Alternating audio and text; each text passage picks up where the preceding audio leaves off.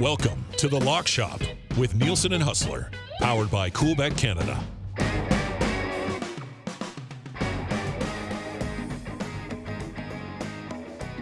$11:01 at Edmonton Sports Talk. Thank you very much for joining us. It is The Lock Shop, brought to you by, of course, our wonderful partners over at Coolbet. Nasty Chat already rolling, already fired up after the Nasty Chat parlay hits last night, which was a big one. Snarly Claire says the Nasty Chat parlay brought the account back from death's door. Thanks, boys. That was a nice one, wasn't it, Huss? Shout out to the fellas in the chat. Yes. Well done. That was 11-1. 11-1. You know, I was at the hockey game and we had a ton of things going on around Winnipeg. So I was very casually paying attention to what was happening with the Nasty Chat parlay. We just missed the WST parlay. I saw that wide open net when Gabe Velarde was on for his last couple shifts and thought we might be able to get that. But I went out after the game and was sort of keeping my eye on that Sharks-Devils game.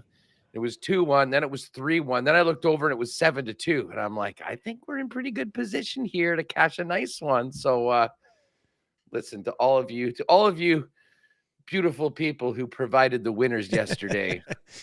This one's for you. 11-1. That is absolutely a monster one. To all of you beautiful people who provided it. Yes, well done. That's why the Nasty Chat exists. If you are listening on TuneIn or at EdmontonSportsTalk.com or on iHeart, make sure you slide on over and check out the Nasty Chat, even if it's after the fact. I mean, we're talking about a lot of the plays that are popping up in there, but there's a lot that we don't get to as well. Obviously, Jake and the crew put together a nice little Nasty Chat parlay yesterday, but they like to do that on those busy NHL days. There's so many different things. Different story tonight, just 2 games in the National Hockey League. Huss, you mentioned though you were at the game last night. Saw you pop up on the TSN feed apparently, hey, with John during a John Lou hit with the commish.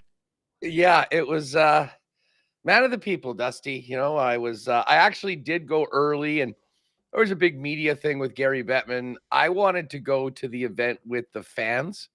So I actually missed the media availability, but was there when Sarah Orlesky did a thing with Bettman and Bill Daly and Mark Chipman, which actually went really well. I think I heard a lot of the things, that I was hoping to last night. But I was there so early that, afterwards, I kind of, spent about an hour in and around the concourse, just talking to people about the latest news about the hockey club. And I guess one of the camera guys caught me doing the little King of Kensington routine throughout Canada Life Center yesterday. And they used that as the B-roll. Cause that was much earlier than when they played it.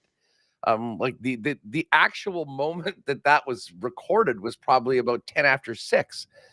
It was played in the intermission, but yeah, needless to say that while I was having one in between periods, the phone exploded and everyone's having some fun with it. But overall, good night leading into the game, and another big win for the Jets. I think I saw them put out the Jets are now 16-3-1 in the division this year.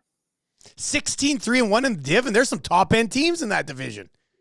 Absolutely, and there's some bad teams too, but and they're 0-2 against Dallas, and they get the Dallas Stars on Thursday. Cannot wait for that game coming up. And but yeah, you look at the Jets after their win last night in Colorado, thumping Dallas. The Jets are in a pretty nice spot in the Central, tied for first place, but in first with 4 games in hand on the Dallas Stars, and 2 points ahead of the Colorado Avalanche with 3 games in hand on Colorado. Like, I don't know if we've got updated numbers on divisions right now, but I would say that considering where they are right now, the Winnipeg Jets are significant favorites to win the Central Division. And as we approach the 60-game mark and the push to the playoffs, it's a spot I don't think a lot of people thought the Jets would be in, but we will certainly take it. They're 7 of 8 after that 5-game game losing streak. Huss, I have to ask you quickly, did Gary Bettman sell 3,000 tickets when he was there yesterday? Well, Gary Bettman didn't. He was hilarious though. Like, the thing is, like, he gets heckled and whatnot everywhere that he goes, not in the Peg.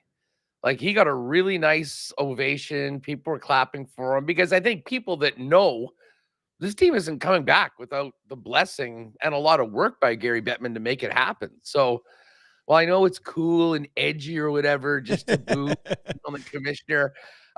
It was actually quite nice. And I'll be honest, he's hilarious. Like, he really has learned how to deal with everything and almost make fun of himself while doing it. He was like, "Oh, I should stick around. I'm not used to this." So it was good. But as far as the selling the tickets, I mean, that's far more on on the organization. And I think Mark Chipman, the chairman, said the things that really needed to be said. A passionate plea to folks owning some of the things that drove a lot of people away in the past. And, I liken it to, going to a restaurant that you really love and you have a really bad experience or someone treats you poorly and you're like hot about it and you leave.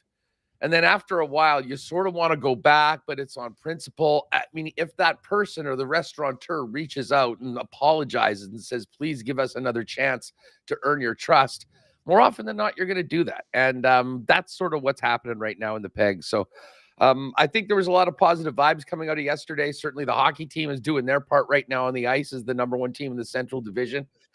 So it's not a spot they wanted to be in right now, but I think things are moving in the right direction. The race for the President's Trophy is quite something this year, right now at least. Canucks have 83 points, Panthers have 82, Bruins have 82, Rangers have 81, Jets have 79, 4 games in hand on Dallas, who also has 79. Colorado right there with 77. Jets got games in hand on them as well. Carolina's still lurking there around 76 points. Could they make up 9 points on the Canucks maybe at some point? Not crazy, but we talked about earlier in the week. I don't know if it was this week or last week. I was like, no true, really scary juggernaut team, but I'm very fascinated to see how it all sorts out at the top when it's all said and done. Well, no kidding.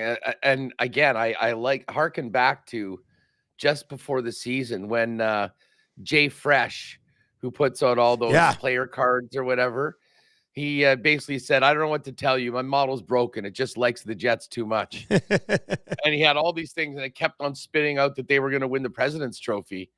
Well, most people thought that was insane. I immediately went to CoolBet and hit it at 60-1. Of course you did. I tell you what, we're right in the mix for this President's Trophy. And again, big picture, who cares about the President's Trophy? You would like to be number one in the West. I mean, when it comes to home ice, yeah, and for playing sure, the second wild card team for sure. But for the bettors, let's get this President's Trophy. Why the heck not?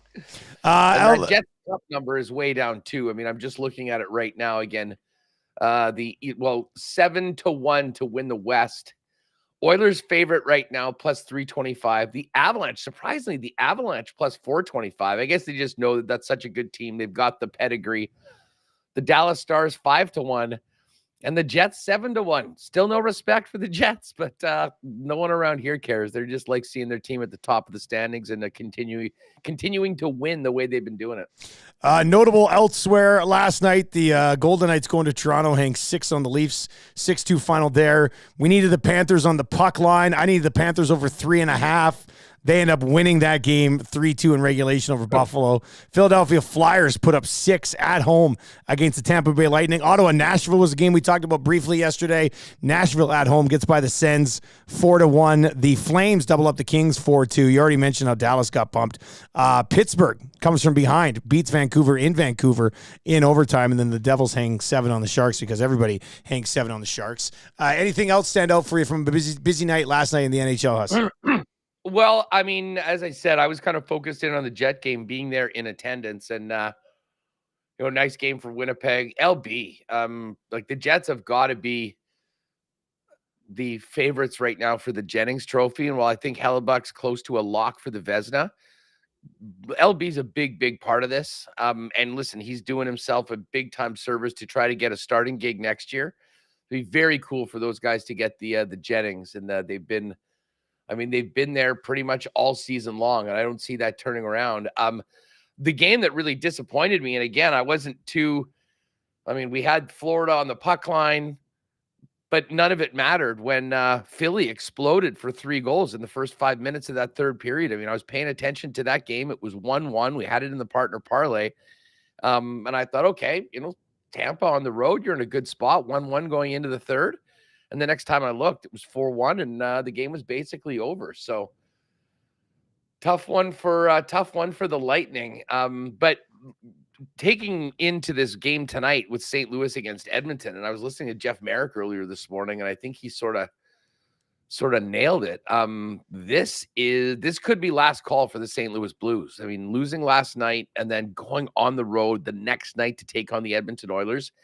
If they lose tonight, it could be officially seller's time for Doug Armstrong and the Blues. So you will see Binnington tonight, though.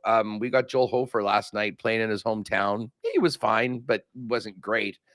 And you never know. I mean, I love the possibilities of this game tonight against Edmonton, because there's few things that I love more than seeing Jordan Binnington just get completely unhinged and lose his mind. And I have a feeling that Oiler offense could certainly be something that could make that happen. 18,000 scouts tonight at Rogers Place to watch Buchnevich. If they beat the St. Louis Blues, there are going to be a lot of good hot takes tomorrow morning on the Nielson show for sure. Would the Oilers trade 2 first-round picks for him? Well, they would have to give up.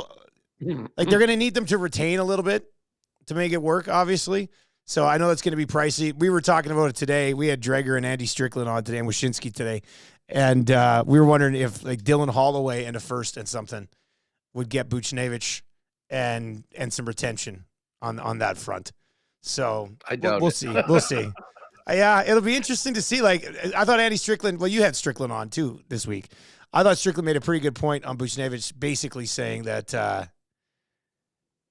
it's going to be insanely pricey to get him right now if they do move him at all. He says it feels like more of an off-season deal.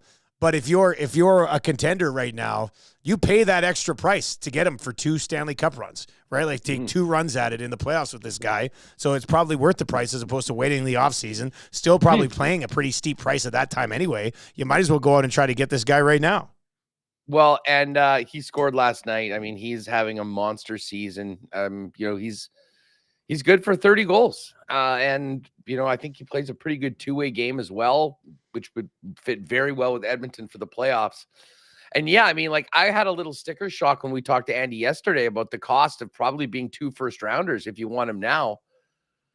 But you're getting him for 2 years. I mean, if the player is that quality and you've got the, you know what the cost is, is it worth it? I mean, is that essentially your trade deadline move for 2 years in a row?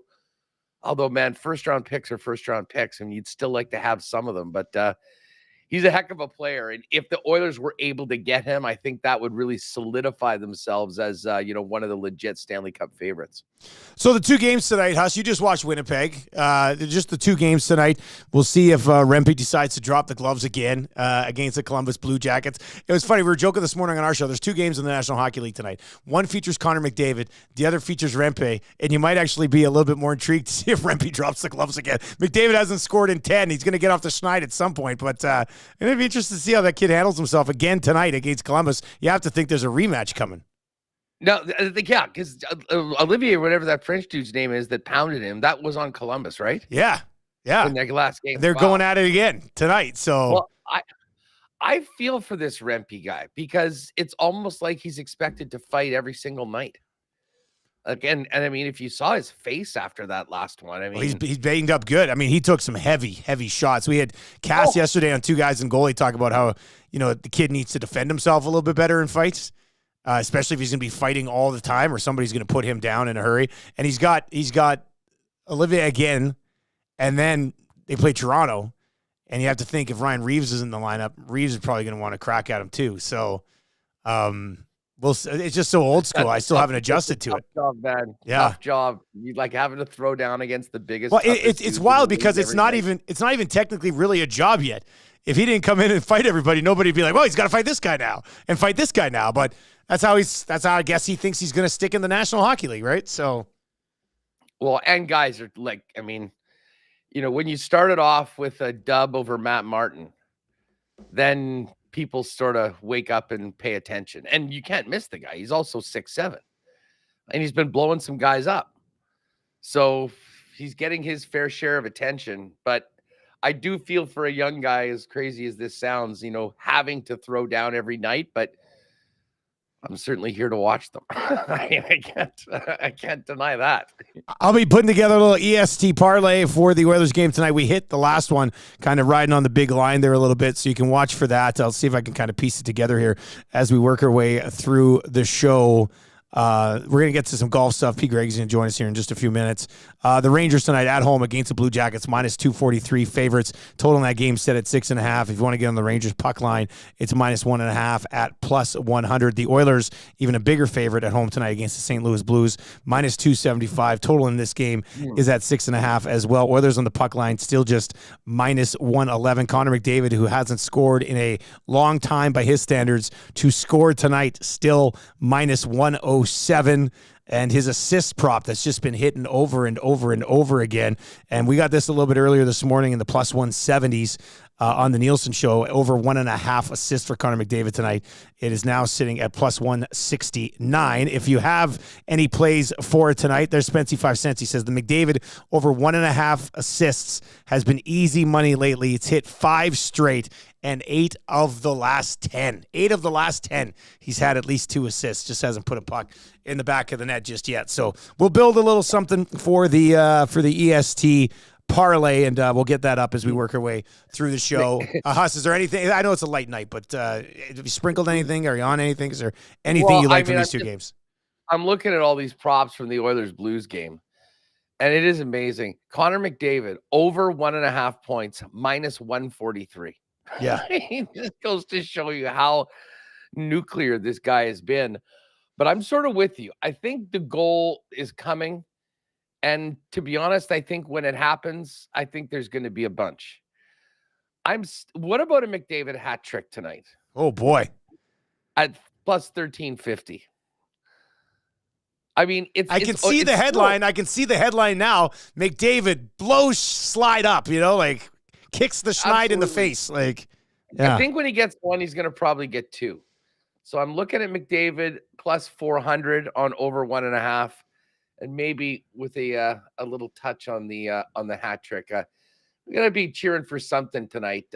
And I will ride with you on the EST parlay because you guys have been doing great lately. I mean, with the amount that the Edmonton Oilers score and win, it's been profitable for lock shoppers and ESTers. So I'll ride with you on that. But yeah, I think I'm going to jump on some of these goal props for Connor McDavid. I have a feeling it's coming, and it will just warm my heart to see him do it at the expense of Jordan Binnington. Ah, yes. There's nothing like that, is there? All right, let's bring in Pat Gregoire from Cool Bet Canada. Find him on Twitter at P. Greggy. Patty, good morning. How you doing, buddy? Oh, mute. Patty, are you muted? You might be muted. I think I was muted. There you were muted. Absolutely. There we go. What's up, Pat? Absolute rookie move, but I know you guys. I was going to say, you're hear better than me that, Pat. You're back. better than that. It was my dog. He was barking up a storm. I don't know what he saw outside, so I muted. I forgot to unmute because we'll peel behind the curtain for the lock shoppers. Even if I am muted to you guys, these guys here can hear what I'm saying, or in fact, in this case, they could hear what Rudy was barking all about. But maybe he's barking. The dogs are barking because this year on the PGA Tour, the stars have not shown up in the big moments. We're seeing, week after week, just long shots down the board continue to win. Do we see that trend continue, guys? Or is Rory going to come and save PGA like he always does, it seems like, or tries to at least, and come and get a big victory here? Although, I'll be honest, spoiler alert, odds are far too short for me to bet Rory right now. To bet Rory, yeah, I agree. Bet. I agree. We'll definitely get into that. Go ahead, Huss. Big gap between Rory and everybody else. I mean, it goes from Rory at plus 750, and then the next thing, you're talking about 22 to 1 and above. Patty, fill everybody in on the Cognizant Classic. I mean, is this just a renamed tournament? Is this a new tournament? Where they are? I mean, what do we need to know before we start throwing down wagers? It is the old Honda Classic. It's which for Okay, so me the as a Florida Swing. better, yes, yeah, it's the start of the Florida Swing. It is. It's at PGA National, which is a course that, again, the Honda Classic has hosted for a very long time. But for me as a better, I've had some bad memories with the Honda Classic, some really bad collapses Scar back in tissue. big time scar tissue. Fleetwood in 2020, him going for it, trying to I think it was his 3-wood trying to get over the water. That ended up screwing him. He ended up falling off the face of the earth. Berger in 2020.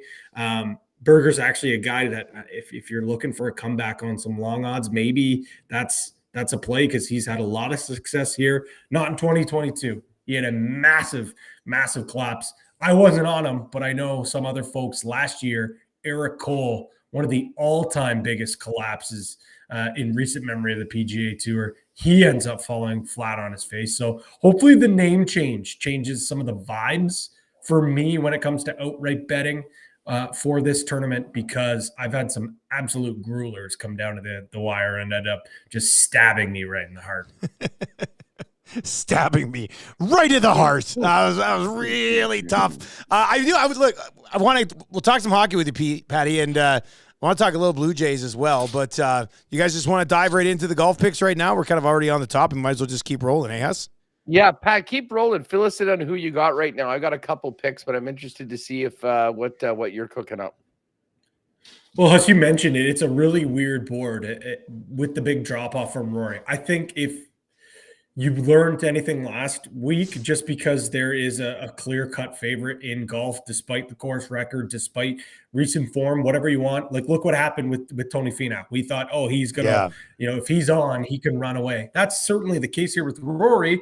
But I would lean towards, if you're going to bet Rory, maybe look at him in some of those top place finishes. Maybe look to him after round one if he's not off to a hot start. Maybe look at him at his odds there. But so I kind of sprinkled the board in a few different areas. First up, it's Matt Fitzpatrick, and I am betting more of the golfer rather than the recent form. I think just the number that you're getting at the quality of player for Fitzy doesn't really match, because outside of Rory, I think you could make a strong case that he is the second most talented golfer in this field. It's just unfortunate, as mentioned, the form isn't there.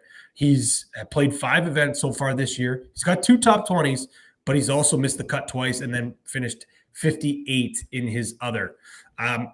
But this is a guy that once he flips the switch, he is one of the top players on the planet. And with ball striking, you know how important that is on the Florida Swing. If he can get back to where we've seen with ball striking, there's no reason why he can't win this. And then we see Fitz go on a little bit of a run here, heading into like the meaty part of the schedule leading into, major season. This Florida Swing is really the unofficial start to the PGA season. So I'm buying low on Fitzy, 28-1. I don't know how many tournaments with this weak of a field you'll see this quality of a golfer there. Shane Lowry, 33-1.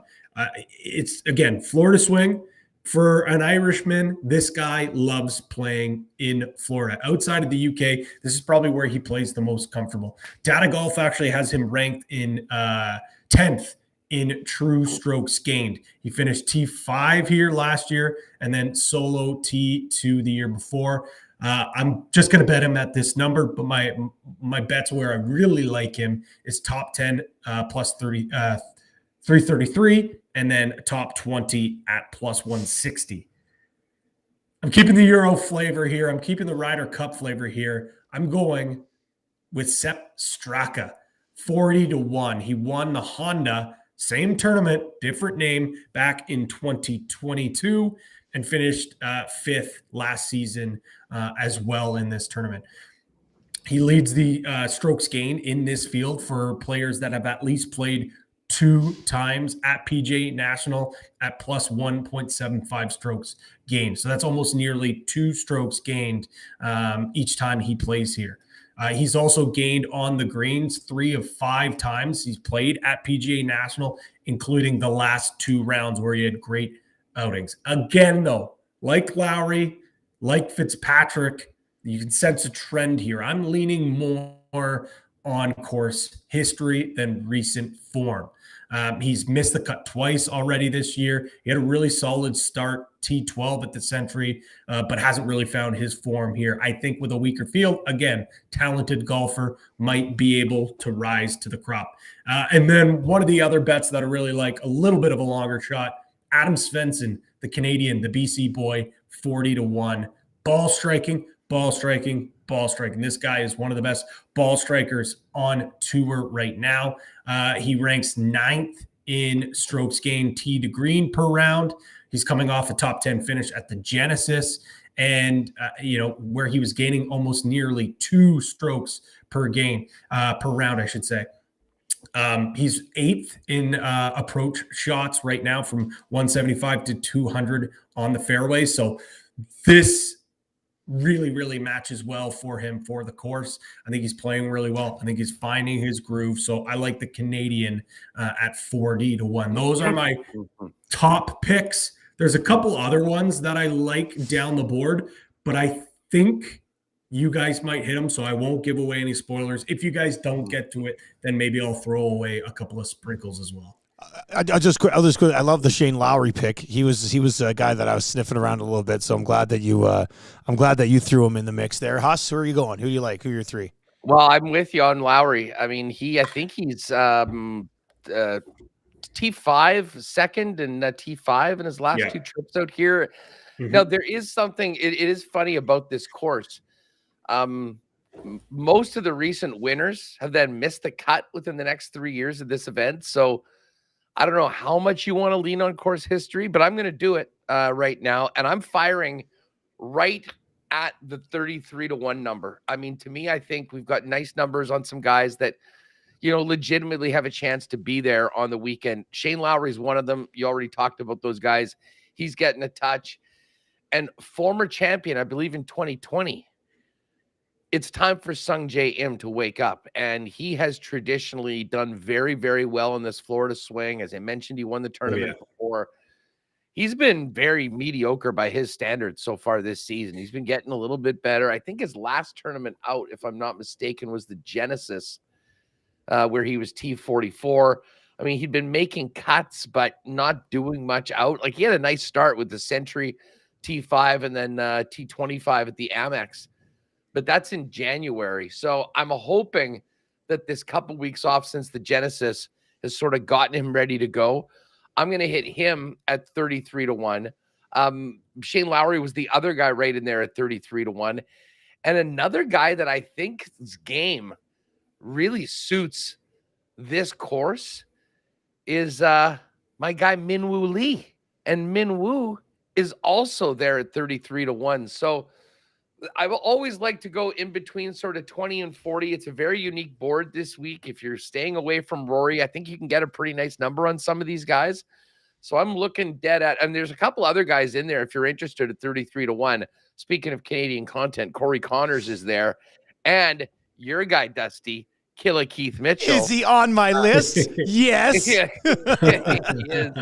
I knew it. And you know what? It's amazing. And you guys know for a long time, I've been a big Benny On fan. He's had a great season this year. And he's now, being ranked like right near the top of this board. He's at 28-1, as is another favorite of mine, Tom Kim. But I think for the picks right now, we're going to focus in on that 33-1 number and fire on Lowry, fire on Sung Jae, and a little bit on Min Woo Lee. Dusty, where are you going? Well, 33-1. I do have Keith Mitchell on the list. He's won here. He's won here. It's his only win on tour. T9 last year. Form upon arrival, I would describe as, not amazing, but probably good enough compared to the other times when he's rolled in here. So I think the combination of the power that he brings to the table, obviously, and some of the precision that he can have along the way. I'm going to go back to Keith Mitchell at 33-1. The other two guys, I am going to get on Eric Cole here at 25-1.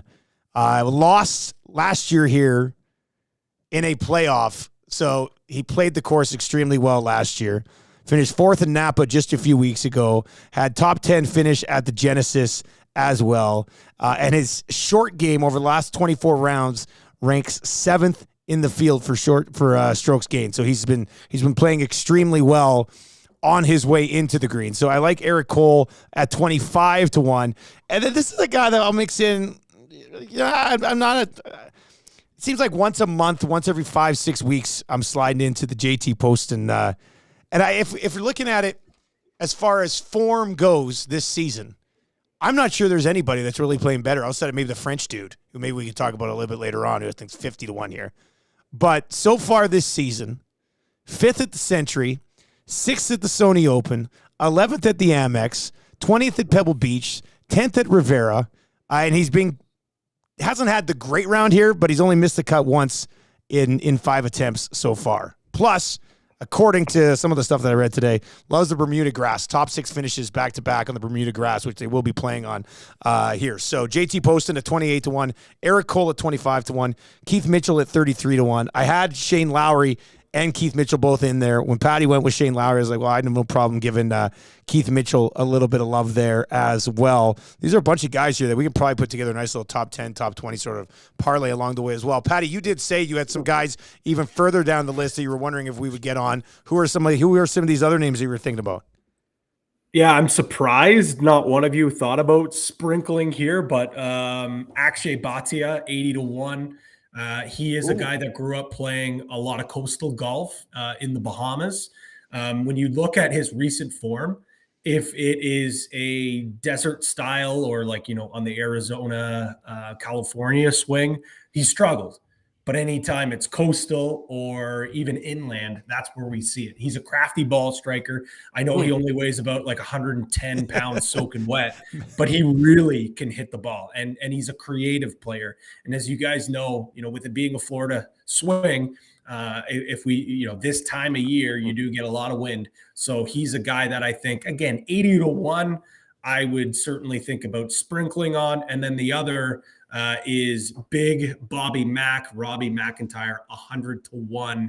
Again, he's a bomber off the tee. He can really mash it. He's a great ball striker. And when his putter is on, it's absolutely on. And again, the Ryder Cup theme, thinking of some of those Euros that really play well, because it is very comparable, Florida coastal to some of the UK golf that we see. So he's a guy that can play in wind. And when I was looking for his name, I was quite surprised to see him at 100-1. I thought he would be maybe closer to what we see Bhatia at 80 or even maybe 70-1. I know, again, his recent form wasn't as great, but he had a pretty solid showing at the Mexico Open. So give me Bobby Mack 100-1 to win this thing. And I'll probably sprinkle in maybe a top 20 somewhere as well. A couple other names to mention. If you want to go with the hot hand, that Jake Knapp, who just won last week, he's 66-1. I have a feeling we're going to be talking a lot about him. His swing, I mean, the power that he gets effortlessly is just something else. And listen, shout out to the Gim Reaper. He's at 66-1 as well, right there with Knapp. What do you guys think about a make the cut parlay? Ooh, I'm with this field, I think we could definitely get some interesting odds and could build something pretty cool here. I think we're going to have to go a little bit further down the board, but you know me, I absolutely love doing the miss the cut. I haven't done a Greggy's golf special to make the cut recently either. So, but I think, by the way, it's not up yet. I'm thinking for my Greggy's golf, especially if we're going to do a cut parlay, I'm thinking Fitzpatrick, Lowry, and Svensson all to make the top 20. I think that's probably what my parlay is going to be. So you just throw all three of those guys in the parlay. All right. So if we're going to do a make the cut parlay here, Hasu, how far down the list you going? What are we looking at? Are we looking at the Maverick McNeely's at 81, or what are we doing here? I'm looking at the list of just some guys that we've just been talking about. Like if we throw in of the guys that are listed, Mitchell, Lowry, Sungjae as a start. And then maybe we add in one more guy each. We throw 6 guys on there. We can probably get it up to a half decent number. I mean, the guys individually, minus 250, minus 250, minus 278 for Sungjae. The other guys, but I mean, we could pick a few guys that aren't necessarily on this make the cut list and then and put them in. I mean, if we wanted to get, I don't mind Ashke. You know, he'll be sliding into those 28-inch slims and hitting it as hard as he can. I mean, he's a guy that I think we could put in the mix. You know what? What do you guys think about Svensson? At Svensson, and listen, the Gim Reaper has been on. He might not win the tournament, Yes. but I mean, he's been very consistent lately. He's been playing well. He top 10 again last week. Why not throw our buddy Doug Gim in for the make the cut parlay as well? So is that the 6? Is that what we're looking at? So we've got Mitchell. See, this is the thing. We're going to need to somebody write this down. I'll write it down. Here we go. Give it to me. Okay. Mitchell, Yep.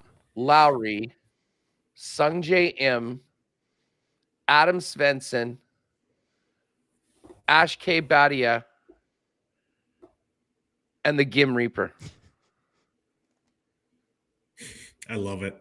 I Six absolutely love it. guys in there, and it'll probably be a half decent number by the time, because it just, if you put in what's there right now, the 3 guys that we mentioned, like the higher up on the board, it's plus 167.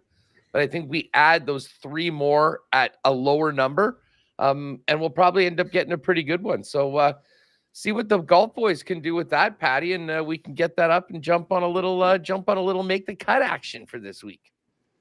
I love it. I imagine Jake. I imagine he is in the nasty chat, putting together some stuff already. So I'm sure he's on the case. If not, we'll get on it. Do we want to talk a little live? Yeah. Yes, for sure. Yeah. Let's get into it.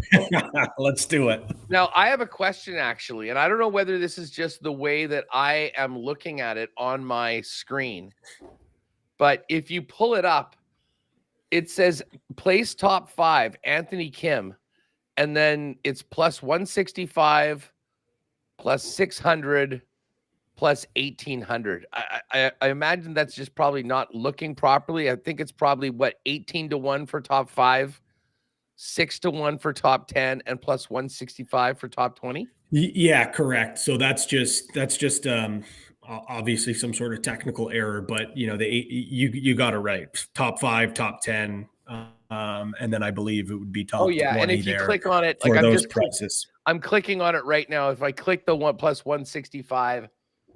We get there to the, it says to place top 20. So once you get it into the bet, the other thing that's really interesting is this Phil Anthony Kim head to head. I love it. Head to head. That I think I might jump on, as opposed to the, a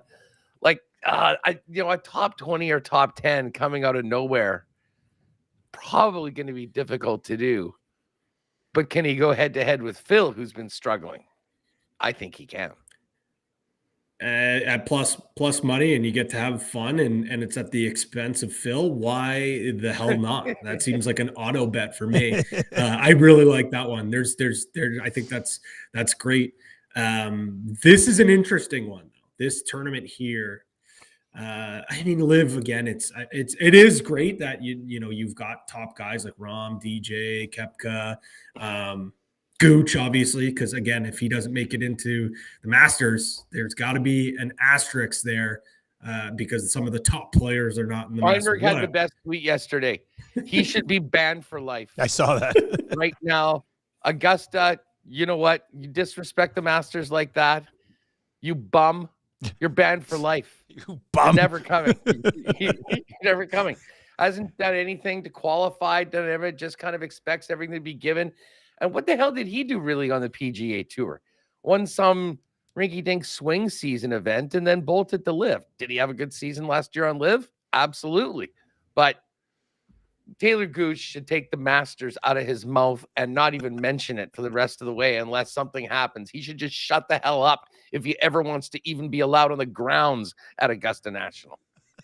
You know what? As someone who was a big Range Goats fan, and then changed my allegiance to Smash GC to follow my guy Taylor Gooch. It was a very embarrassing day for me as a season ticket holder for Smash GC.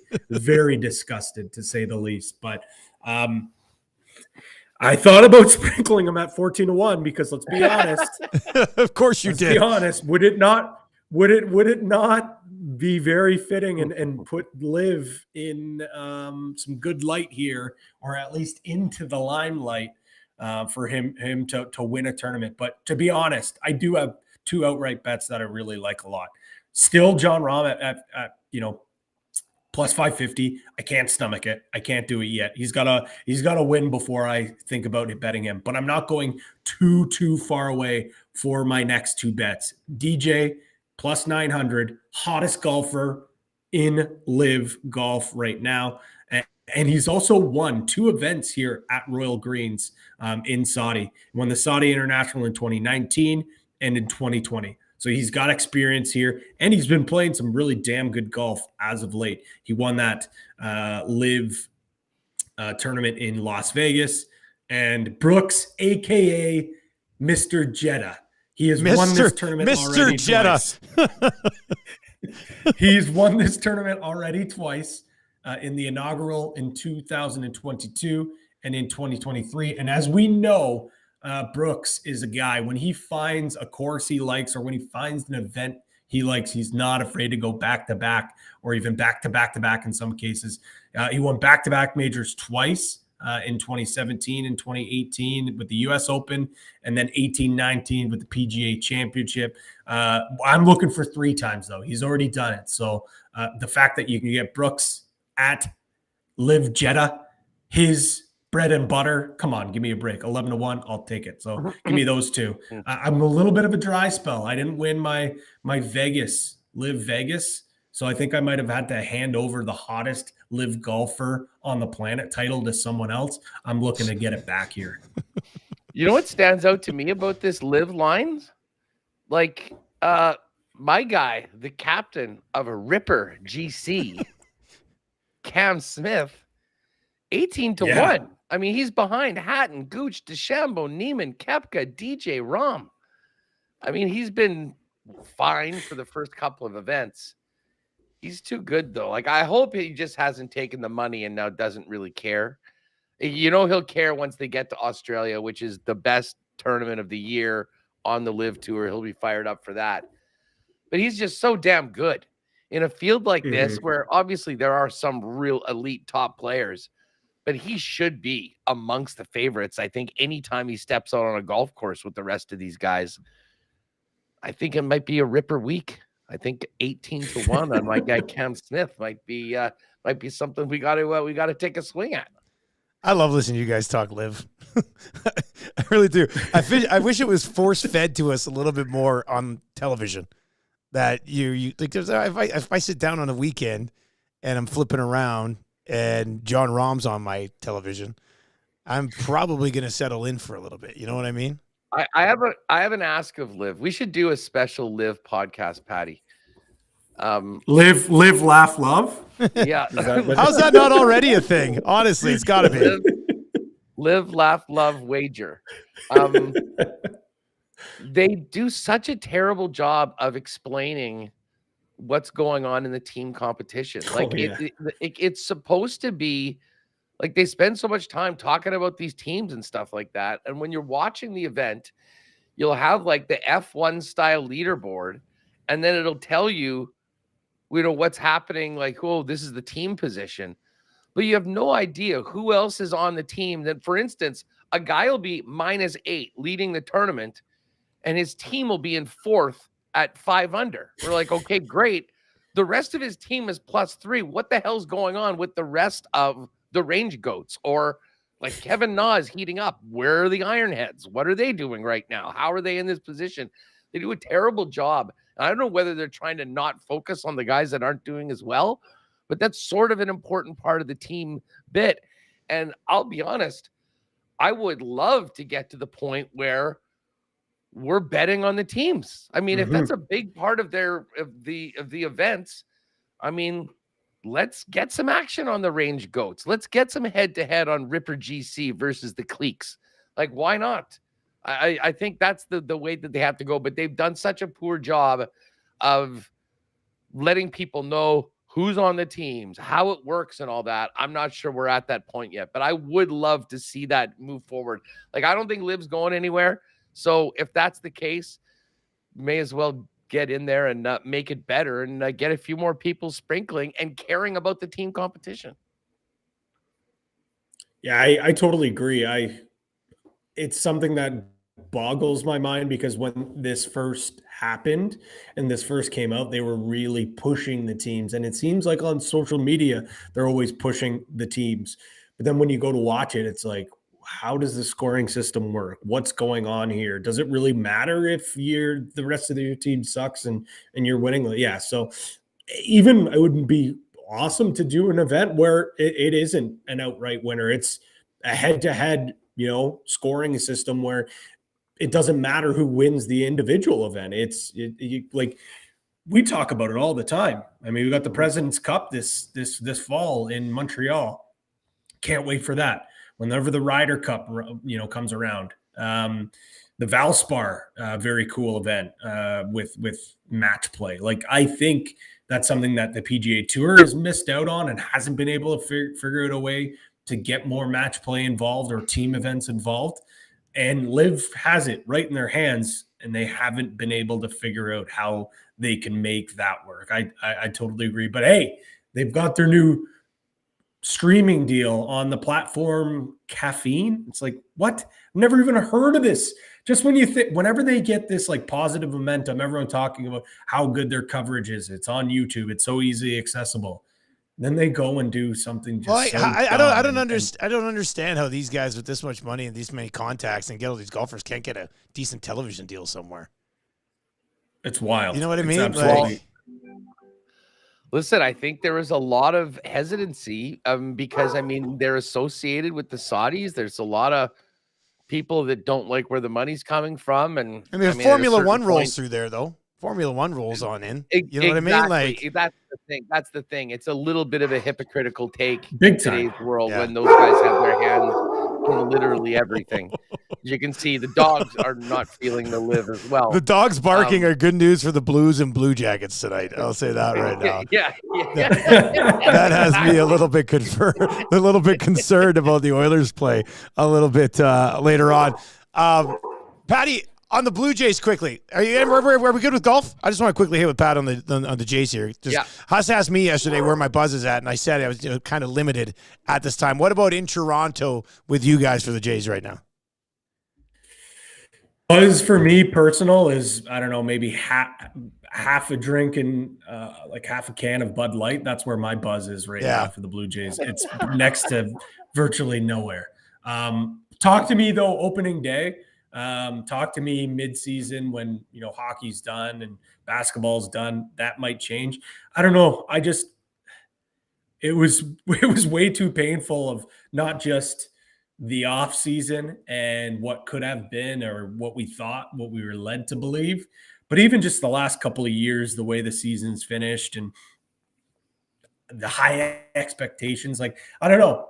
You'll talk to Jake tomorrow. Yeah. He'll have a completely different tune. He's going to be all in, and he kind of represents that side of the fan base right now, where I'm on the complete polar opposite. I'm like, I'm not getting my hopes up. Talk to me a couple months into the season. We'll see what happens. But I think it was you, Dusty, who said it yesterday. Maybe this is a good thing. Yeah. Maybe going into this season with zero expectations actually is a good thing, because we've been kind of led to believe, and it's not just classic Canadian Toronto media saying like this team is great. You watch ESPN over the last couple of seasons, you look at the betting odds in Vegas, people believed in this team. People believed in this young group. It wasn't coming from north of the border. We were hearing the noise south of the border, and that's why we got so excited. And last year, coming into the year, it's like, look at how great these bats are. If they can just have some competent pitching, I know this is a great team. The pitching carried that team. Like, could you imagine if that pitching was half as good as it was last year? This team would have been god awful because they couldn't do anything with the bats. I'm already getting fired up about it. Just with how terrible the last couple of seasons has been. I'll still go to the game. I'll still have a poutine dog with Huss when he comes into town. Don't get me wrong. I'm going to still enjoy that. Speaking of the poutine dog, one of my buddies sent me that tweet of that picture of me feeding that girl the poutine dog. First of all, I laughed for about 2 minutes just remembering that entire ridiculous scene. But then it got me ready to get back to the ballpark. And like the winter has been so tame here. We're sort of, I mean, it's crazy. We're still in February. It's just about March, but kind of feeling like we can see the end of the tape at the finish line right now, which kind of gets you ready for a baseball even more. But just back to your point about the Jays, Pat. I mean, there are only 5 teams with shorter numbers to win the World Series. It's crazy. In Toronto. It's crazy. So it's crazy. And I go back to this. I think their pitching is world class. I mean, if Manoah can bounce back, if that young guy can come in, can contribute, I think they have the potential to be even better this year. There's no way they hit as poorly as they did last year. Like, I guess we'll see. Is there any chance that Chapman comes back to the Jays? Like, is this just a standoff right now? It could be. It very well could be. I heard you guys talking about it yesterday, and full transparency, I did not realize that he didn't sign somewhere else yet. Yeah, he's still sitting around out there. You definitely could possibly bring him back. I think that's something that could work out. Mind you, his bat was pretty disappointing, to say the least. I don't know. Again, I'm just not getting my hopes up. I'm excited for baseball season. Yesterday felt like kind of like here in Toronto, at least, there was like a thunderstorm. It felt like it was spring. But again, I think I'm definitely on the lower end of the spectrum in terms of hype around the city, but I haven't felt the hype around it. We're not seeing the billboards. I also don't live downtown, but I'm still, when I go into town for whatever it may be, not really seeing that hype yet. Jake's a different story, though. He's going to come on here tomorrow. He's going to tell you guys how this is the year. He's going to say how the hype is down. That actually is where they're going to really come. He's, won't bring up the fact that Alek Manoah couldn't even get out of what he hit 3 guys yesterday in spring training. So, he hit 3 guys. Yeah. He almost killed 3 guys yesterday. Like, give me a break. I will say, I'm really looking forward to seeing Justin Turner in a Blue Jays uniform. I think that's a type of guy. Again, he's like 100 years old, but that type of player is something that this group has missed. And this is a conversation for another day. But I think one thing that was really frustrating with this team last year, I said it on this program, or maybe it was on EST. They were one of the most hateable, or I don't want to say hateable, that's the wrong word. Most dislikable teams that we've seen in Toronto in a long, long time. And 2 years ago, it was such a likable, happy, fun, lucky team. They had the jacket, the home run jacket. They had the handshakes. They tried to take this business-like approach last year. Failed miserably. And it didn't work, and it fell on their face.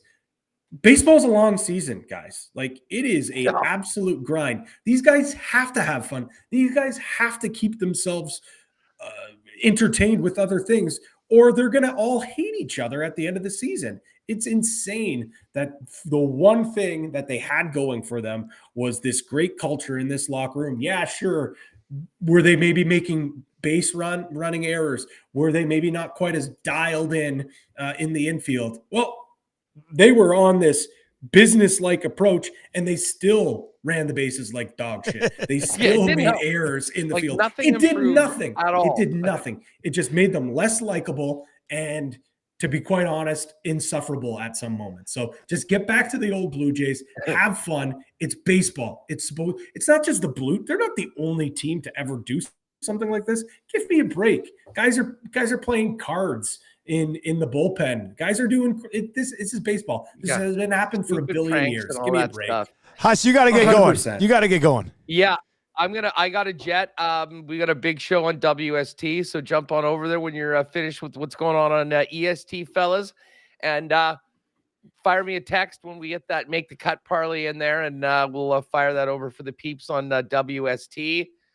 I don't know what I'm more fired up for, Jay's season or Live Jetta. I guess we'll have to see. Classic lock shop, classic lock shop today. Okay, boys, we'll talk to you later. I got to wrap. We got Oil Stream coming up as well. That's Pat Gregoire. Find him on Twitter at P Greggy, and then of course Huss at Hustler Rama. A couple quick exclusive notes there. By the way, Jake in the nasty chat from Coolbet says, remember, I was still boycotting the season as of a month ago.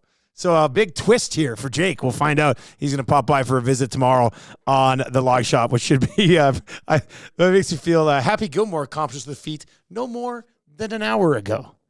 Remember, I was still boycotting the season no more than a month ago. So we'll get into that. The EST exclusive, let's quickly hit on that one. It is up already. Edmonton Sports Talk Parlay. Click on exclusives at Coolbet. Go into the Edmonton Sports Talk Parlay. Connor McDavid, 2+ points. Draisaitl with a goal. Evan Bouchard with a point. And the Oilers to win in regulation tonight at +475 as we try to run it back with 2 EST parlays in a row. McDavid, 2 points. Covers us for the goal if he gets it. Not relying just on the assists tonight. We were on the Connor McDavid over 1.5 assists for the Coolbet hotline of the day today on the Nielsen show. Draisaitl with a goal, Bouchard with a point, and the Edmonton Oilers to win in regulation tonight at +475. That's one of the things that we will continue to discuss as we roll on here on Edmonton Sports Talk. Tell your friends. You can listen on TuneIn. You can listen at iHeart. Very clear on iHeart. You can go grab it over there as well. But we got the Oil Stream coming up. Tommy Gazzola down at the rink today, getting ready for pre and post game tonight. Oil Stream is coming up. That's going to do it for the Lock Shop today. Huge thanks to Patty for sliding on in with Huss and I today to talk about some PGA and some live golf. What a time to be alive. Thanks for joining us on Lock Shop today. Best of luck tonight, and we will talk to you tomorrow.